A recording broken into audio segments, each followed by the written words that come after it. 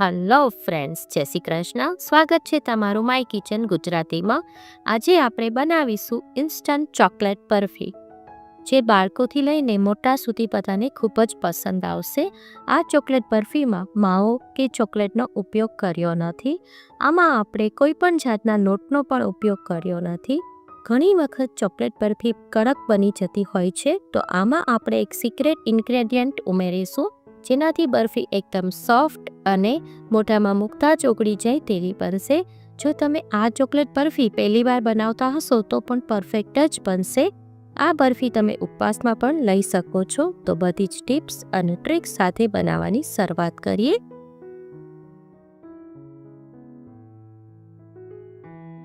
Chocolate barfi બનાવવા માટે આપણે એક બાઉલ લઈશું. એની અંદર 2 કપ અનસ્વીટેન્ડ મિલ્ક પાવડર લઈશું. ત્યારબાદ એની અંદર આપણે 1 કપ દૂધ લેવાનું છે.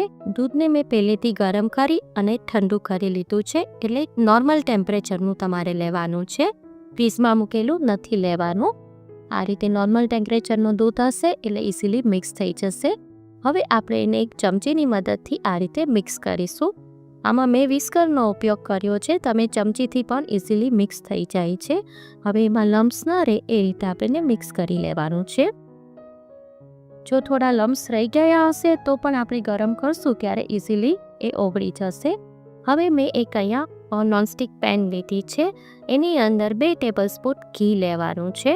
આમાં તમને નોનસ્ટિક પેન ન યુઝ કરવી હોય તો તમે હેવી બોટમની કઢાઈ પણ યુઝ કરી શકો છો. પછી ઘીને આ રીતે પૂરું જે પેન છે એને આ રીતે ગ્રીસ કરી લેવાનું છે. હવે એને આપણે જે મિક્સર તૈયાર કર્યું છે કે એમાં બધું જ લઈ લેવાનું છે.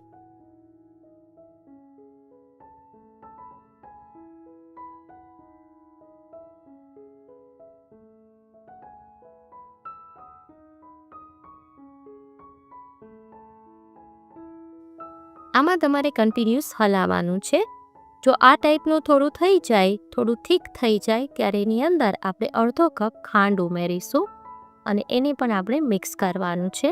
જ્યારે તમે ખાંડ ઉમેરશો ત્યારે થોડું લિક્વિડી થઈ જશે, પણ ચિંતા ના કરતા, પાછું ગરમ થશે એટલે ઇઝીલી થઈ જશે. હવે જો એને આ રીતે આપણે એકદમ હલાવતા રહેવાનું છે અને વચ્ચે વચ્ચે આ રીતે તમે સ્પેચ્યુલાથી કરશો એટલે એમાં જે થોડા ઘણા લમ્સ હશે તે પણ નીકળી જશે. હવે જો આ ટાઈમે આટલું થીક થાય ત્યારે આ જ સિક્રેટ ઇન્ગ્રેડિયન્ટ આપણે આમાં ઉમેરીશું. આમાં 1/4 કપ આપણે નાળિયેરનું ખમણ ઉમેરવાનું છે. પણ આટલું જ ખમણ છે એટલે એમાં સ્મેલ નહીં આવે, સરસ બની જશે. હવે આ નાળિયેરનું ખમણ ઉમેરવાથી બરફી આપણી બિલકુલ કડક નહીં થાય. જે ઠર્યા પછી ઘણીવાર બરફી કડક થઈ જતી હોય છે, એ કડક થવાનો આમાં ડર નહીં રહે. હવે આપણે એની અંદર 1/4 કપ કોકો પાવડર ઉમેરીશું. આમાં આપણે કોકો પાવડરનો જ યુઝ કરવાનો છે. હવે કોકો પાવડર ઉમેરી પાછું એને બરાબર મિક્સ કરવાનું છે અને હલાવતા હલાવતા એને પકાવવાનું છે. જો તમને આજની રેસીપી ગમે તો લાઈક કરજો, તમારા ગ્રુપમાં શેર કરજો અને આજ સુધી તમે મારી ચેનલને સબસ્ક્રાઈબ ના કરી હોય, ચેનલમાં નવા હોય તો સબસ્ક્રાઈબ કરી દેજો અને બાજુમાં આવેલા બેલ આઇકનને પ્રેસ કરી દેજો, જેથી આવનારા બધા જ નવા વિડીયોનું નોટિફિકેશન તમને મળી જાય. જો હવે આ રીતે આપણે એને કન્ટિન્યુઅસ હલાવવાનું છે અને જે થોડી ગાંઠો છે એને આ રીતે સ્પેચ્યુલાથી ભાંગી લેવાની છે. હવે આ રીતે આપણે એને હલાવતા જશું. હવે આ ટાઈમે આપણે એમાં 1 ટેબલસ્પૂન ઘી ઉમેરવાનું છે, જેથી એ સરસ ડોના ફોર્મમાં આવી જશે અને બરફીમાં આપણે સરસ સાઈન આવી જશે. જો આ રીતે ઘી ઉમેરી અને આ રીતે આપણે અહીં કન્ટિન્યુઅસ હલાવવાનું છે. હવે જ્યાં સુધી ડોના ફોર્મમાં ના આવી જાય ત્યાં સુધી આપણે એને કૂક કરવાનું છે. આ ટાઈપનું ડો જેવું બની જશે, બધું સાથે ભેગું થઈ જશે, એ ટાઈપનું બની જશે. જો આ ટાઈપ આપણે એને હલાવતા રહેવાનું છે.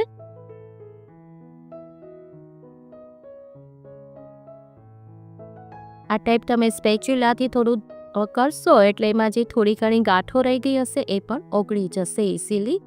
જો આ એકદમ ડો ફોર્મમાં આવવા લાગ્યું છે, આ ટાઈપનું આપણે બેટર જોઈએ છે, એ પેનને છોડી દેશે, પેનથી એકદમ સેપરેટ થઈ જશે, એ ટાઈપનું થઈ જશે. ત્યારે આપણે ગેસની ફ્લેમ બંધ કરી દેવાની છે. હવે એક આપણે મેં અહીંયા સ્ક્વેર ટીન લીધું છે અને એની અંદર બટર પેપર લગાવી અને ઘીથી ગ્રીસ કરી લેવાનું છે. આ ટાઈમે તમે પ્લેટમાં પણ ઇઝીલી જમાવી શકો છો, એમાં પણ કરી શકો છો. હવે જો આ ટાઈપનું બની જશે, ઇઝીલી આખું ડોના ફોર્મમાં થઈ જશે અને ઇઝીલી પેન છોડી દીધું છે. આટલે સુધી આપણે કૂક કરવાનું છે અને હવે એને આપણે ટીનમાં લઈ લેશું અને હવે એને ચમચીની મદદથી આ રીતે ઇવનલી સ્પ્રેડ કરી દેવાનું છે. આ ટાઈમે તમે ચમચીને થોડી ઘીથી ગ્રીસ કરી લેજો એટલે ઇઝીલી થઈ જશે અને એને એકદમ ઇવનલી સ્પ્રેડ કરી દઈશું. પછી એને બદામ અને પિસ્તાની કતરણથી ગાર્નિશ કરી લેવાનું છે.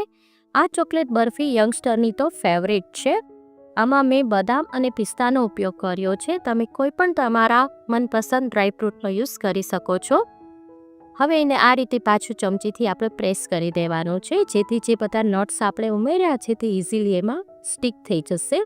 હવે એને આપણે 2 કલાક માટે રૂમ ટેમ્પરેચર પર સેટ થવા દેવાનું છે. આ ટાઈમે તમારે ફ્રીઝમાં એને નથી જમાવવાની, બહાર પંખા નીચે પણ રાખી શકો છો. એ રીતે તમારે એને બહાર જ સેટ થવા દેવાની છે. 2 કલાકમાં તો એ ઇઝીલી સેટ થઈ જાય છે. જો 2 કલાક પછી ઇઝીલી અનમોલ્ડ થઈ જાય છે. બટર પેપર છે એટલે ઇઝીલી નીકળી જશે. હવે એને એક પ્લેટમાં લઈ અને આપણે એના કટ કરી લઈશું. અહીંયા મેં સ્ક્વેર કટ કર્યા છે. તમે તમારી ચોઈસના સ્ક્વેર, રેક્ટેંગલ કટ કરી શકો છો. આ રીતે ચોકલેટ બરફી બનાવી તમે રક્ષાબંધનમાં ભાઈને પણ ગિફ્ટમાં આપી શકો છો. અને દિવાળીમાં જો તમારે કોઈને સ્વીટ ગિફ્ટમાં આપવી હોય તો આ પણ આ રીતે બનાવી અને તમે એને ગિફ્ટ કરી શકો છો. અને એક આમાં આપણે કોઈ પણ જાતનો લોટ ઉમેર્યો નથી, જેથી તમે આ ચોકલેટ બરફી ઉપવાસમાં પણ લઈ શકો છો. જો કેટલી મસ્ત બની ગઈ છે ને. માર્કેટમાં ચોકલેટ બરફી ઘણી મોંઘી મળતી હોય છે, જ્યારે ઘરે તે ચોખ્ખી અને એકદમ સસ્તી તૈયાર થઈ જાય છે. અને જાતે બનાવીને ભાઈને ગિફ્ટમાં આપવાનો એક આનંદ જ કંઈક ઓર હોય છે. જો આ રીતે આપણે બધી જ બરફી બનાવી લઈશું. આને તમે 3 દિવસ સુધી અને ફ્રીઝમાં 8 દિવસ સુધી સ્ટોર કરી શકો છો. છે ને એકદમ ઇઝી, બિલકુલ ટાઈમ જ નથી લાગતો.